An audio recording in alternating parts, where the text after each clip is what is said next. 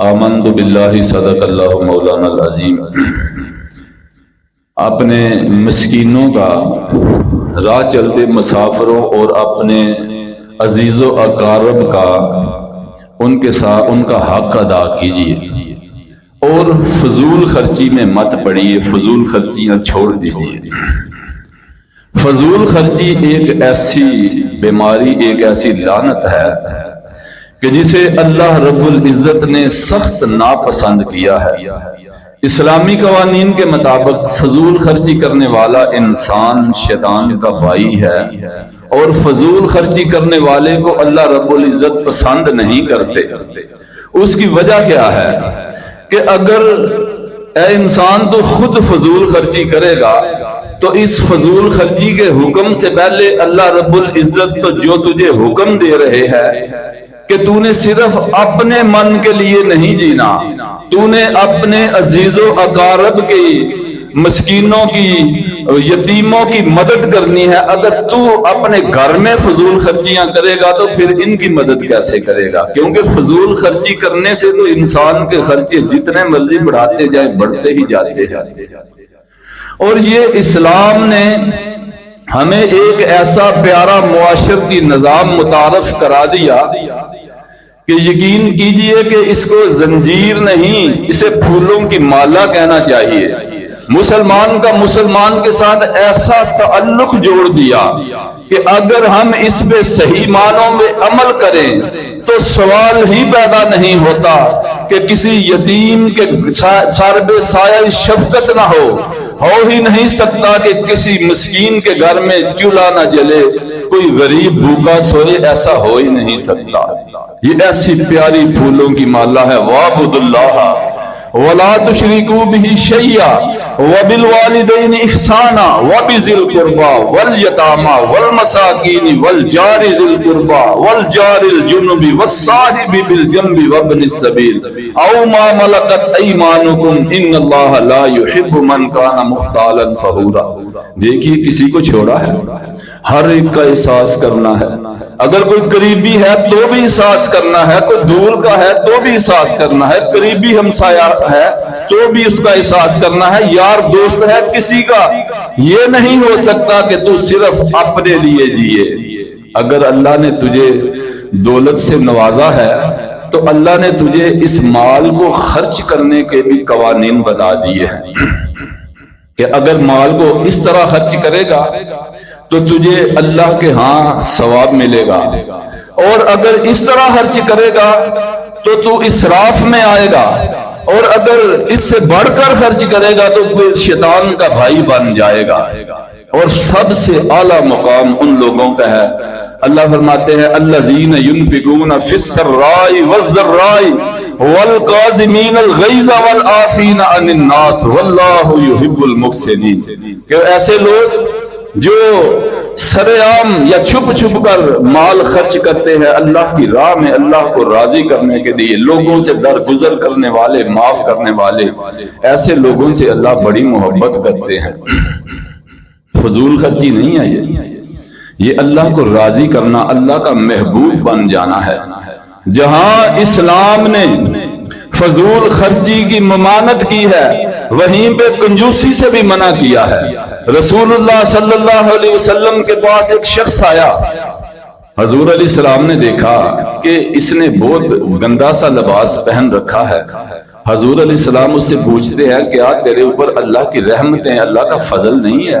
کہنے لگا یا رسول اللہ میرے پاس بکریاں بھی ہیں، اونٹ بھی ہیں، اللہ کا دیا ہوا سب کچھ ہے۔ تو رسول اللہ صلی اللہ علیہ وسلم نے فرمایا تیرے جسم کے اوپر نظر کیوں نہیں آ رہا؟ یہ اللہ کا شکریہ ادا کرنا یہی ہے کہ تو اپنی حیثیت کے مطابق لباس تو پہنے۔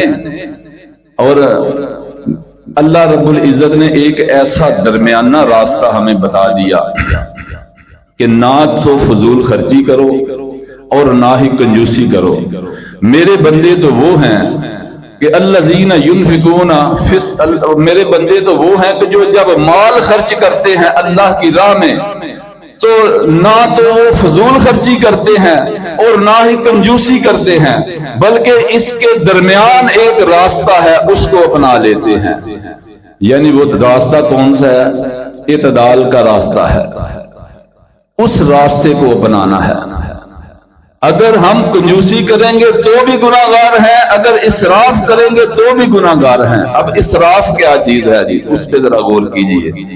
دیکھیے، ہر انسان کو اللہ رب العزت نے اپنے حقوق پورے کرنے کے اختیارات دے رکھے ہیں۔ ایک شخص اگر ایک لباس پہنتا ہے، 2,000-5,000 ہزار کا سادہ لباس، رسول اللہ صلی اللہ علیہ وسلم نے ساری زندگی سادہ لباس پہننا، کوئی شاہانہ لباس نہیں پہننا، اور ہم نے دیکھنا ہے تو حضور علیہ السلام کی طرف دیکھنا ہے۔ لیکن ایک شخص کہتا ہے جی میں سادہ لباس نہیں پہنوں گا، میں تو بڑا آسمان سے گرا ہوا انسان ہوں، میں تو سادہ لباس نہیں پہنوں گا۔ وہ عام لباس پہننے کی بجائے لاکھوں روپے لباس کے اوپر خرچ کر دیتا ہے، تو وہ سمجھتا ہے کہ شاید میری اس سے بڑی عزت بڑھ جائے گی۔ آئیے دیکھیے ان کی طرف، 20 لاکھ مربع میل پہ حکومت کرنے والا عمر رضی اللہ تعالی عنہ، ان کے پاس ایک شاہ ایک آتا ہے، ایک بادشاہ آتا ہے۔ کس لیے آتا ہے؟ کہ عمر کو دیکھوں جس کا نام سن کر لوگ کانپتے ہیں۔ مدینہ میں آیا، اس نے شاہانہ لباس پہن رکھا تھا، اور اس کے ہاتھ میں جو ڈنگوری تھی اس کے اوپر ہیرے اور جواہرات لگے ہوئے تھے، اور اس نے سونے کے کنگن بھی پہن رکھے تھے۔ اس کا خیال ہوگا کہ 20 لاکھ مربع میل پہ حکومت کرنے والا عمر، یقیناً اس کا ایک بہت بڑا دربار ہوگا، اس کے محافظ ہوں گے، اور وہاں دنیا بیٹھی ہوگی۔ مدینے والوں سے پوچھتا ہے کہاں ہے تمہارا خلیفہ؟ وہ کہنے لگے وہ مسجد کے قریب جا کے دیکھو، وہاں کہیں بیٹھا ہوگا۔ بڑا حیران ہوا، آ کے دیکھتا ہے حضرت عمر کچے فرش کے اوپر لیٹے ہوئے ہیں اور گہری نیند سوئے ہوئے ہیں۔ اسے یقین نہیں آ رہا یہ عمر ہے کیا؟ یہ وہ عمر ہے جس کا نام سن کر ایرانی اور رومی تھر تھر کانپتے ہیں؟ کیا یہ وہ عمر ہے جس نے رومیوں کو اس طرح مار بگایا جس طرح جنگل سے گیدڑ کو مار بگاتے ہیں، اور 1000 سے قائم شدہ ایرانیوں کی سلطنت کو اس نے اپنے پاؤں کے نیچے رون دیا؟ وہ مان نہیں رہا کہ یہ عمر ہے۔ وہ کہتا ہے کہ یہ عمر ہے۔ وہ کہتا ہے میں بڑے بڑے بادشاہوں کے درباروں میں گیا، میں بڑے بڑے سپہ سالاروں کے سامنے میرا سامنا ہوا، اللہ کی قسم کبھی میرے دل میں کبھی کسی کا خوف طاری نہیں ہوا۔ میں نے عمر کی طرف دیکھا، میرے دل پہ دہشت اس کی آ گئی، ڈر گیا میں، اتنا روب پڑا۔ یہ روب ہے، یہ کس کا روب ہے؟ ان اکرمکم عند اللہ اتقاکم، یہ اس تقوی کا روب ہے جو رب نے بندے کو دیا ہے۔ سب سے برگزیدہ بندہ وہ ہے جس میں سب سے زیادہ تقوی ہے۔ یہ لاکھوں کے سوٹ پہن کر، اچھے اچھے مہنگے ڈریس پہن کر تمہارا روب نہیں بنے گا۔ اگر روب چاہتے ہو تو پھر ایک ہی صورت ہے کہ اپنے دل میں تقوی اختیار کرو۔ اور حضرت عبداللہ بن عمر رضی اللہ تعالیٰ عنہ فرماتے ہیں رسول اللہ صلی اللہ علیہ وسلم نے فرمایا کہ ایسا شخص جو روب کے لیے شاہانہ لباس پہنتا ہے، تکبرانہ انداز میں لباس پہنتا ہے، قیامت کے دن اللہ اس کو رسوائی کا، ذلت کا لباس پہنیں گے، اور اس کے لباس کے اندر آگ جلائی جائے گی۔ یہ لوگوں کو دکھانے کے لیے، روب ڈالنے کے لیے۔ اگر چاہتے ہو کہ تمہارا دبدبا اور روب ہو تو اپنے ہیروز کو فالو کرو جو ہمارے اصلی ہیروز ہیں۔ کتنی بڑی شخصیت ہے۔ اور مسلمان کو تو سبق ہی یہ دیا کہ تو مسافرانہ زندگی بسر کرنے کے لیے آیا ہے۔ آقا نے فرمایا تیرے گھر میں ایک تیرا بستر ہو، ایک تیری بیوی کا، ایک مہمان کا، اگر چوتھا ہوگا تو وہ شیطان کا بستر ہوگا۔ یہ بات سمجھنے کی بات ہے، معرفتی بات ہے۔ اس کا ہرگز مطلب یہ نہیں ہے کہ آپ کے گھر میں 10-15 افراد رہتے ہیں تو آپ کے گھر میں 3 ہی بستر ہوں، نہیں۔ یہ وہ بات سمجھائی جا رہی ہے کہ جب تو اپنی بیٹی کو، اپنی بہن کی شادی کرتا ہے، وہاں چند بستر دینے کی بجائے لوگوں کو دکھانے کے لیے سینکڑوں بستر دے دیتا ہے، اور وہ بستر ساری زندگی پیٹیوں میں پڑے رہتے ہیں، کسی کے استعمال میں نہیں آتے۔ اسی کی مصادق کہ چڑھتی رہی مزار پہ چادریں تو بے شمار، باہر جو ایک فقیر تھا سردی سے مر گیا، بھائی جس کو ضرورت ہے اس کو یہ مال دو نا، ساری زندگی تیرے بستر، تیری پیٹی پہ تیرے بستر پڑے رہے تو یہ شیطانی بستر ہے۔ یہ انسان کو مسافرانہ زندگی اللہ رب العزت نے سمجھایا کہ تیری تو مسافرانہ زندگی ہے۔ اور دیکھیے اللہ فرماتے ہیں وَلَا تُسْرِفُوا إِنَّهُ لَا يُحِبُّ الْمُسْرِفِينَ، فضول خرچی نہ کرو کیونکہ فضول خرچی کرنے والا جو ہے وہ اس سے اللہ محبت نہیں کرتے، اللہ کی محبت سے دور ہو جاتا ہے۔ وَكُلُوا وَاشْرَبُوا مِمَّا رَزَقَكُمُ اللَّهُ وَلَا تَتَّبِعُوا خُطُوَاتِ الشَّيْطَانِ، اللہ کا دیا ہوا رزق تم ضرور کھاؤ لیکن شیطان کی پیروی نہ کرو۔ بھائی ایک چیز سے ایک سادہ غذا کھائی جا سکتی ہے تو چند روپوں میں خرچ کرنے کی بجائے لاکھوں خرچ کر دیے، انواع و اقسام کے کھانے لگا دیے، اور پھر کھانے والا یوں کھاتا ہے کہ شاید اس کے بعد زندگی میں دوبارہ اسے موقع نہیں ملے گا۔ حضور علیہ السلام نے فرمایا آدم کے بیٹے چند لقمے کھایا کر جس سے تیرا جسم چلتا رہے، تیری ہڈی سیدھی رہے تو چلتا پھرتا رہے۔ اگر تو نے پیٹ بھر کے کھانا ہی ہے تو اپنے پیٹ کے 3 حصے کر، ایک میں کھانا، دوسرے میں پانی، اور تیسرے حصے کو خالی رکھ تاکہ تیرا معدہ اور جگر کام کرتا رہے، تیری سانس چلتی رہے۔ وَكُلُوا وَاشْرَبُوا مِمَّا رَزَقَكُمُ اللَّهُ وَلَا تَتَّبِعُوا خُطُوَاتِ الشَّيْطَانِ، یہ بہت زیادہ اپنے پیٹ کو بھر لینا پھر اللہ کی عبادت سے دور انسان کو یہ کر دیتا ہے، کیونکہ یہ شیطانی راستے ہیں۔ یہ تو ہوا اسراف۔ تبریز کیا ہے؟ تبریز تبذیر لفظ ہے کہ تبذیر کیا ہے؟ دیکھیے ایک چیز کی انسان کو ضرورت ہی نہیں، اسراف تو یہ تھا نا کہ کسی چیز کی ضرورت تو ہے لیکن ضرورت سے بڑھ کے وہ خرچہ کرتا ہے، لیکن ایک چیز کی انسان کو ضرورت ہی نہیں، ہم نے وہ اپنے اوپر قوانین لاگو کر لیے۔ ہم نے دیکھنا تو تھا اسلام کی طرف، ہم نے دیکھا ہندو کی طرف، ہم نے دیکھا اہل یورپ کی طرف، ہم نے وہ قوانین اپنے اوپر لاگو کر لی اور ہم مصیبتوں میں پھنس گئے، جس کی آج کے دور میں سب سے بڑی مثال سالگرہ ہم جو کرتے ہیں۔ یہ کہاں سے آگے بھی سالگرہ؟ اس بیچارہ سارا دن مزدوری کرتا ہے یا کسی دفتر میں کام کرتا ہے، 5-6 بچے اپنے ہیں، کوئی 2-4 بچے بہن کے، کوئی اس بہن کے، کوئی اس بھائی کے، کوئی بھتیجے ہیں، بھتیجیاں ہیں، روزانہ اسے اپنا روزگار پورا کرنے کی مصیبت پڑی ہوئی ہے۔ اسے کہا جا رہا ہے جی آج فلاں بچے کی سالگرہ ہے، وہاں پہ کیک لے کے جانا ہے، وہاں نئے سوٹ ہم نے سلانے ہیں۔ اگر وہ کہتا ہے جو پچھلے سال پہننا تھا سوٹ وہی پہن لینا، وہ کہتے ہیں وہاں تو انہوں نے دیکھا ہوا ہے۔ اور بھائی اگر انہوں نے دیکھا ہوا ہے تو کیا ہے، اگر میں وہ پہن کے جاؤں گی تو وہ کہے گے تو نے تو یہ وردی سلا رکھی ہے۔ یہ کیسے قوانین ہے بھائی؟ وہ کم از کم سوچو تو صحیح کہ یہ کیا ہم کر رہے ہیں، یہ سالگرہ منانے کا مقصد اور مطلب کیا ہے؟ کیا اسلام نے تمہیں بتایا ہے؟ ان المبذرین کانوا اخوان الشیاطین وکان الشیطان لربہ کفورا، جو مبذر ہے، فضول خرچیاں کرتا ہے، وہ شیطان کا بھائی ہے، اور شیطان جو ہے وہ اللہ کا بڑا ہی ناشکرا تھا۔ ان فضول خرچیوں سے اگر بچو گے تو شیطان کے بھائی نہیں رہو گے، اگر فضول خرچیاں کرو گے تو شیطان کے بھائی ہی رہو گے، اور وہ اللہ کا سب سے بڑا ناشکرا تھا۔ ہم نے چند سالوں پہلے حضور علیہ السلام کا جو دور تھا وہ اس وقت گھوڑے پالنا ثواب کا کام تھا، جہاد کے لیے گھوڑوں کو تیار کیا جاتا تھا۔ چند سال پہلے ٹانگے کے اور ریڑا جو چلتا تھا اس کے لیے گھوڑے کی ضرورت تھی۔ آج اگر ضرورت ہوگی تو کھیتوں میں کام کرنے والوں کو ضرورت ہوگی، وہ رکھ سکتے ہیں گھوڑا، لیکن لاکھوں اربوں روپے کے گھوڑے لا کے اپنی حویلی پہ باندھ دیے، اور باندھے کس لیے اس کا کوئی مقصد نہیں، مطلب نہیں، ان کو لاکھوں کی خوراک ڈالی جا رہی ہے۔ تیرے ارد گرد ہمسائے جو بس رہے ہیں وہ بھوکے مر رہے ہیں، تیرے گھوڑوں کو اعلیٰ سے اعلیٰ خوراک ڈالی جا رہی ہے۔ وَآتِ ذَا الْقُرْبَىٰ حَقَّهُ وَالْمِسْكِينُ وَلَا تُبَذِّرْ تَبْذِيرًا، پھر ان کو کون کھلائے گا؟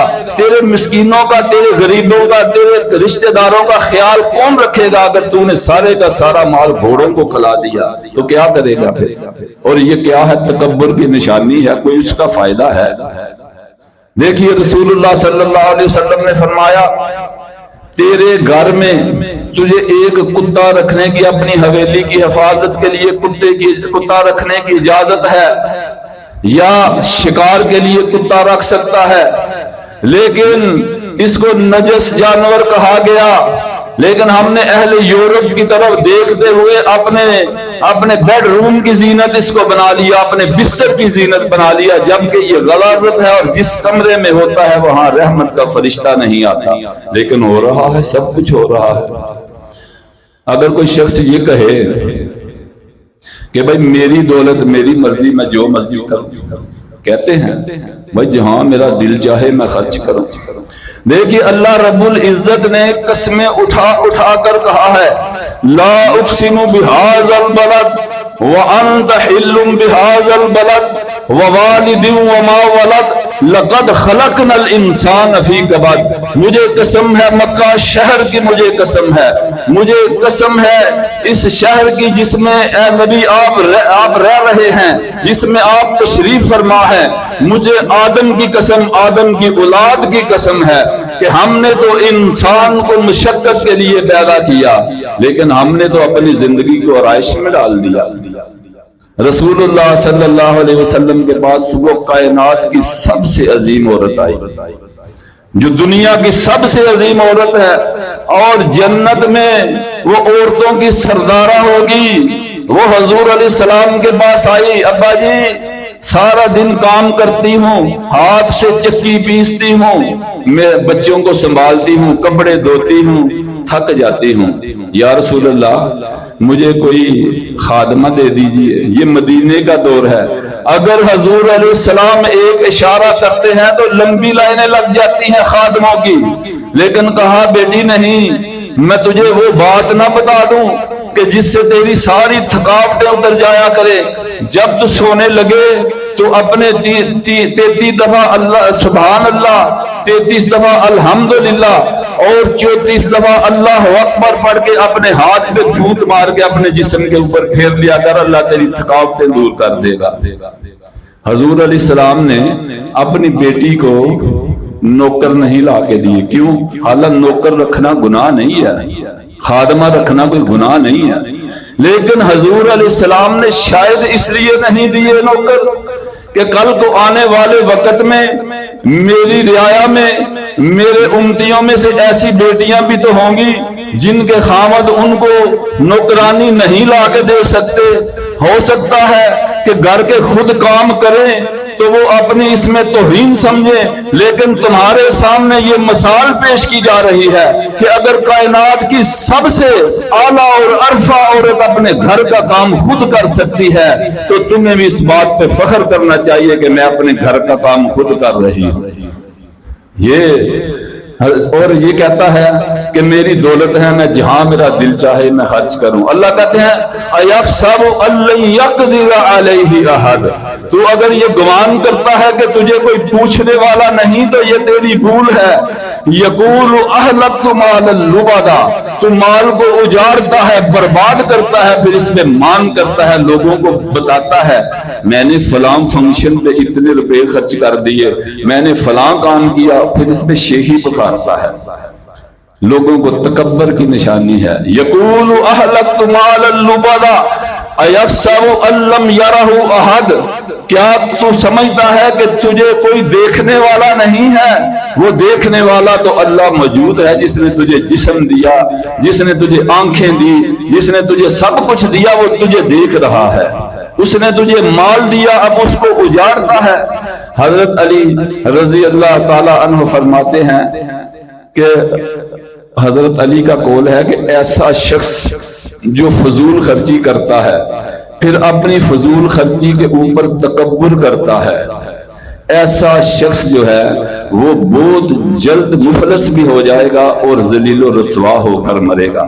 اپنے مال پہ فضول خرچی کرنا، پھر اس کے اوپر تکبر اور غرور کرنا، اور دیکھیے جی مبذرین کو شیطان کا بھائی کہا گیا ہے، اس کی وجہ یہ ہے کہ اللہ رب العزت فرماتے ہیں انما یرید الشیطان ان یوقع بینکم العداوۃ والبغضاء فی الخمر والمیسر ویصدکم عن ذکر اللہ، کہ شیطان جو ہے وہ اپنے بندوں کے شیطان جو ہے وہ نیک بندوں کے درمیان بغض پیدا کرنا چاہتا ہے۔ کس طرح؟ شراب کے ذریعے، جوئے کے ذریعے۔ جس طرح وہ شراب پلا کر بندے کو پاگل کر دیتا ہے، جوا ہرا کر بندے کے دل میں بغض پیدا کرتا ہے، اسی طرح اگر کوئی سیٹھ اپنے گھر میں بڑا اعلیٰ فنکشن کرتا ہے، لوگوں کو دکھانے کے لیے وہاں لوگ آتے ہیں، تو وہاں کسی غریب کی بچی بھی تو ہوتی ہوگی، کوئی یتیم بھی تو وہاں ہوتا ہوگا جو اس سارے کے سارے معاملے کو دیکھ رہا ہوگا، اس کے دل پہ مونگ دلی جائے گی۔ جبکہ رسول اللہ صلی اللہ علیہ وسلم نے فرمایا تھا کہ اگر تیرے گھر میں ایسا پھل کھایا جائے جس کا تو لوگوں تک نہیں پہنچا سکتا، غریبوں تک نہیں پہنچا سکتا، تو پھر اس کے چھلکے بھی جو ہیں وہ بھی چھپا کے پھینک تاکہ کسی غریب کا دل نہ ترسے۔ تو اگر وہاں کسی کی بیٹی کوئی یتیم وہاں آپ کے اس عظیم الشان فنکشن کو دیکھے گا تو پھر اس کا دل جو ہے وہ تڑپے گا اور اس کے دل میں بھی پھر بغض پیدا ہوگا۔ اللہ سے دعا ہے کہ اللہ ہمیں اسراف سے بچائے اور اللہ ہمیں اپنی دولت کو، اپنے پیسے کو صحیح معنوں میں خرچ کرنے کی توفیق عطا فرمائے۔ وما علینا الا البلاغ۔ For more good videos, please like, subscribe and share this video and channel. Thank you for watching.